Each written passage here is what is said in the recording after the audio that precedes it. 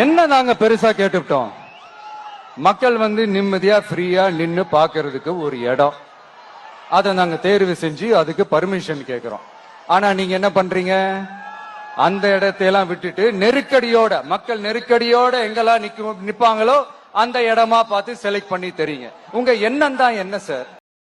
அவரு வராரு, அவருக்கு பாதுகாப்பு கொடுக்கறது, பொதுமக்களுக்கு பாதுகாப்பு கொடுக்கணும். போலீஸே இல்ல ஒண்ணு.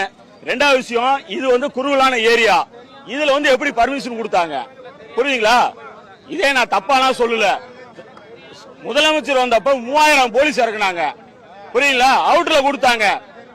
15 நாளா போலீஸ் அங்க படுத்திருந்தாங்க. போலீஸோட கடமை என்னன்னு எனக்கு தெரியும். புரியுங்களா? இங்க இதுல எப்படி ரெஸ்கியூ பண்ண முடியும்? பாதிக்கப்பட்டவங்கள யாருமே காப்பாத்துறதுக்கு எந்த போலீஸும் கிடையாது. நல்லா தெரிஞ்சுங்க. இது வந்து தவறான விஷயம். இதுல வந்து ஆம்புலன்ஸ் வர்றது கூட தேவையில்லா 2 ஆம்புலன்ஸ் விட்டாங்க. இதுல உள்ளே வரக்கூடாது. மீட்டிங் நடக்குது, இவ்வளவு கும்பலா இருக்குது, வேணும்னே 2 ஆம்புலன்ஸ் உள்ள விட்டுருக்காங்க. இதுல அவங்க அரசியலுக்கு, அவங்களோட அரசியலுக்கு எங்க உயிர் போயிருக்குது?